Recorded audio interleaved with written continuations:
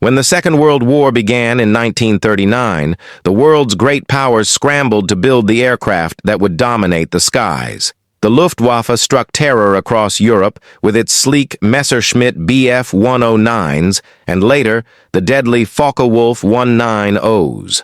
The Royal Air Force countered with Spitfires and Hurricanes, elegant machines that saved Britain from invasion. By the time the United States joined the war after Pearl Harbor in 1941, the air war was already a deadly chess game of design, innovation, and survival.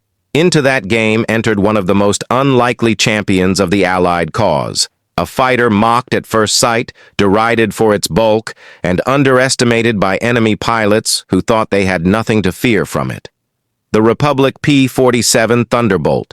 The Germans laughed at the Jug, as the Americans affectionately called it. They ridiculed its size, its girth, its appearance more like a flying beer keg than a thoroughbred fighter. Luftwaffe veterans, hardened from campaigns in Poland, France, and Russia, sneered that the overweight Thunderbolt would never stand against their agile Messerschmitts. They joked it was so heavy it needed to fall off a cliff to get airborne, that it was an easy target, a waste of American metal. But laughter has a way of dying in war when reality intrudes. And reality came when the P-47's 8 Browning .50 caliber machine guns roared to life, speaking in thunder, ripping through German aircraft, and proving that appearances in war mean little compared to firepower, survivability, and determination.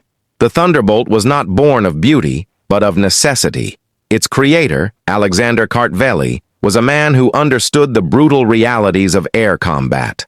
Unlike those who believed speed and maneuverability alone would decide battles, Kartveli insisted that survivability mattered more. His philosophy was simple. If you want to win, build an aircraft that could climb fast, dive faster, shoot harder, and most importantly, bring its pilot home even when riddled with holes. That vision gave rise to an aircraft unlike any other fighter of its era. The P-47 was built around the Pratt & Whitney R-2800 Double Wasp, one of the most powerful engines of the war. This 18-cylinder radial delivered a raw, muscular punch, producing over 2,000 horsepower. But to perform at high altitude, where American bombers would fly and where Luftwaffe interceptors lurked, it needed a turbo supercharger. The solution required long ducting through the fuselage, creating the Jug's distinctive barrel-chested profile. It looked ungainly compared to the thin lines of a Spitfire or a Bf-109. But the design worked, and what it lacked in elegance, it made up for in rugged strength. Pilots who first trained on the Jug often cursed it.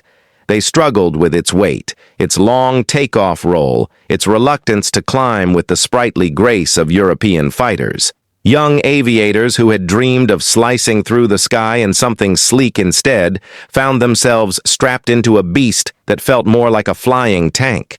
Yet those same pilots quickly learned that the Jug had virtues unmatched by any other fighter. It could dive at astonishing speeds without tearing itself apart. It could absorb punishment that would down nearly any other aircraft. And when its 8.50 caliber guns spoke, the sky ahead of it became a wall of lead from which few enemies escaped. The first combat units equipped with Thunderbolts arrived in Britain in 1943, flying escort for the 8th Air Force's bombers. At that time, American heavy bombers were suffering horrendous losses to the Luftwaffe. Without long-range escort, waves of B-17 Flying Fortresses and B-24 Liberators were being mauled by German fighters as soon as they crossed into enemy airspace. Crews lived in constant fear, watching formations torn apart, their comrades consumed by fire or bailing out into hostile skies. Morale was strained, and the strategic bombing campaign risked collapse if escorts could not be found. Into that cauldron came the P-47. At first, its short range limited how far it could accompany the bombers, but even partial protection was better than none. Luftwaffe pilots, still supremely confident, engaged with little hesitation. They had faced Spitfires and Mustangs and lived. They expected this overweight American to be easier prey. But soon the reports told a different story. The Jug could dive faster than almost anything in the sky. German pilots trying to pursue found their aircraft shuddering, on the verge of tearing apart, while the Thunderbolt screamed downward, its guns ready to strike. And when the Jug pulled the trigger, it unleashed over 100 rounds per second of heavy .50 caliber fire. A single short burst could rip the wings off a Messerschmitt, explode a fuel tank, or shred the control surfaces of a Focke-Wulf. Luftwaffe survivors described the terror of flying into that storm of fire, the sudden flashes, the deafening roar, and then the shock of seeing comrades vanish in fireballs. The mockery of the Jug's size was replaced by the grim knowledge that once it had you in its sights, escape was nearly impossible. Bomber crews noticed the change immediately. Veterans who had braced for waves of German attacks began to see Thunderbolts breaking up enemy formations. The sound of the Jug's big radial engine became music to their ears. They knew the Jug would not abandon them, and that it could take on the Luftwaffe's best. Confidence returned to the bomb groups. They called the P-47 their guardian angel, ugly perhaps, but fierce and loyal. Luftwaffe propaganda continued to sneer at the Jug in public, but behind closed doors, German pilots were warning one another. They spoke of its terrifying ability to dive out of reach, of its ruggedness that allowed it to survive damage that would kill anything else. One ace recalled emptying his cannons into a Thunderbolt, only to watch in disbelief as the American fighter kept flying, riddled with holes yet still firing back. Stories like that spread across fighter wings, replacing laughter with respect and fear. The Thunderbolt's durability became legend. One of the most famous stories involved Robert Johnson of the 56th Fighter Group. On June 26, 1943, Johnson's Jug was ambushed by Focke-Wulf 190s. His aircraft was riddled with bullets, fuel leaking, controls jammed, canopy stuck shut. A German ace circled him, trying to finish him off, firing burst after burst into the crippled Jug. But Johnson's Thunderbolt refused to die. Somehow, with hundreds of holes in its fuselage and wings, it kept flying, bringing him safely back to England. The German ace reportedly saluted before breaking off, astonished at the aircraft's resilience. Stories like Johnson's made it clear. The Jug was no joke. As 1944 dawned, drop tanks extended the P-47's range, allowing it to penetrate deeper into German territory. The Luftwaffe, bleeding pilots on both fronts, found itself increasingly unable to match the relentless American presence in the skies. Thunderbolt groups perfected new tactics, slashing attacks from above, diving through German formations, unleashing those 8 guns, and then escaping before the enemy could react. The loss ratio shifted dramatically. The Luftwaffe could no longer dominate. Instead, German pilots learned to avoid combat when Jugs were nearby. On the ground, the Jug became even more feared. Its size and ruggedness made it ideal for carrying bombs and rockets. As D-Day approached, Thunderbolts were tasked with softening German defenses. They strafed convoys, shredded trains, and blasted armored columns.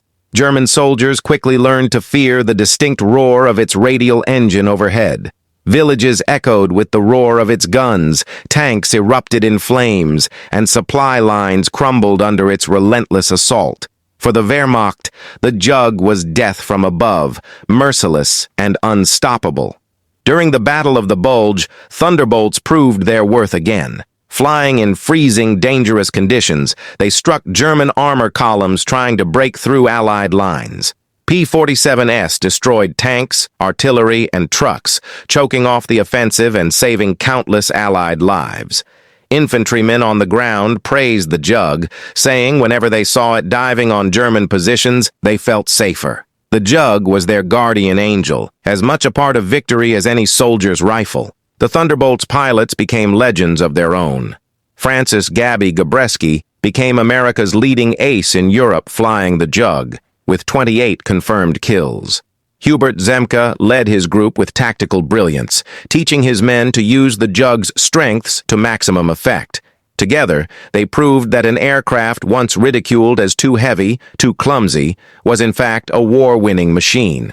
By war's end, the P-47 had flown more combat missions than any other American fighter in Europe. It destroyed more enemy aircraft on the ground than any other, and it devastated Germany's infrastructure with relentless ground attack sorties. Its kill tally was immense, its reputation unassailable. The Luftwaffe, once laughing at its size, had been taught a lesson in humility. The Jug's legacy extended beyond Europe. In the Pacific, it fought Japanese aircraft, its durability proving invaluable against kamikaze and flak. Wherever it went, the Jug left behind wreckage and fear. It was not graceful, but it was indomitable. In the end, the P-47 Thunderbolt was more than a fighter. It was a symbol of American resolve, of industrial power, and of the idea that toughness matters as much as elegance. German pilots had laughed when they first saw it. They had mocked its size, its shape, its bulk. But when its 8.50 caliber machine guns opened fire, the laughter ended. The Jug spoke with thunder, and in that thunder, the Luftwaffe heard the sound of defeat. Today, the Thunderbolt remains one of the most iconic fighters of World War II. Museums preserve its massive frame, pilots remember its rugged loyalty, and historians mark its role in turning the tide of the air war over Europe.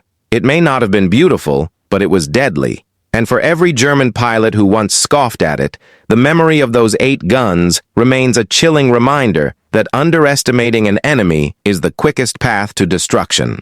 The laughter that once greeted the Jug has long since faded into silence. What remains is its thunder, the thunder of freedom, of power, of victory.